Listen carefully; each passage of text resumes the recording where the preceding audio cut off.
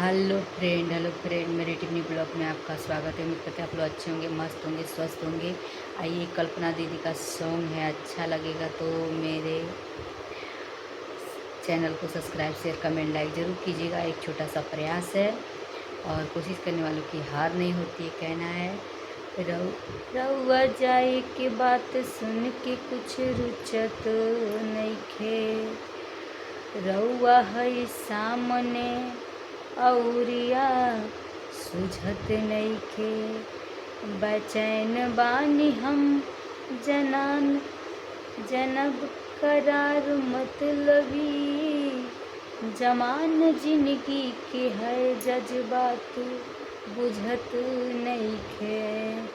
कहे के बा रउआ नौकरी पे अभी से ना, रउआ नौकरी पे अभी से ना, कहीं बलम जी घरे छुट्टी लेके औरी कुछ दिन रहिए बलम जी, घरे छुट्टी लेके औरी कुछ दिन रहिए बलम जी। बड़ा दिन पे आइले बस 2-4 दिन ले, तरसे लयखिया कहाँ से जिया पे नीन ले। 2-4 दिन खातिर आइले बस कुछ दिन में, तरसे लयखिया कहाँ से जिया पे नीन ले। बिरहा बेदिला बेदनवा बेदना,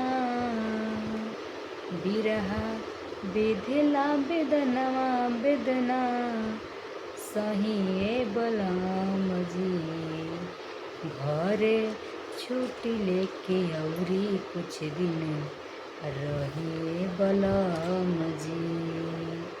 छुट्टी के कागज दीदी रास्ता निकाली, डॉक्टर से मेडिकल के रिपोर्ट बनवाली। तड़पे रउआ बिन जवनिया के ना, तड़पे रउआ बिन जवनिया के ना, सहिए बलम जी घरे छुट्टी लेके औरी कुछ दिन रहिए बलम जी। राउर नौकरिया बनल हमरी सवतिया, पेटवा के चलते भइल भारी दूर गतिया।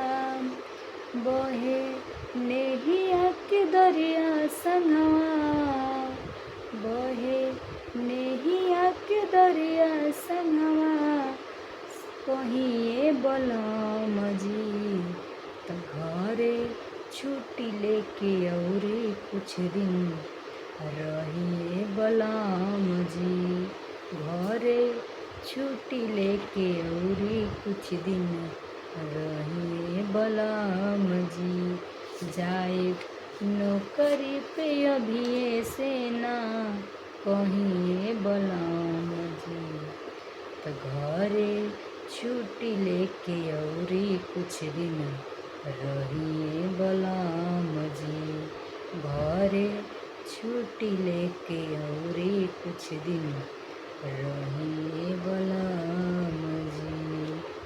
अच्छा लगी तो कमेंट, सब्सक्राइब, शेयर ज़रूर करब।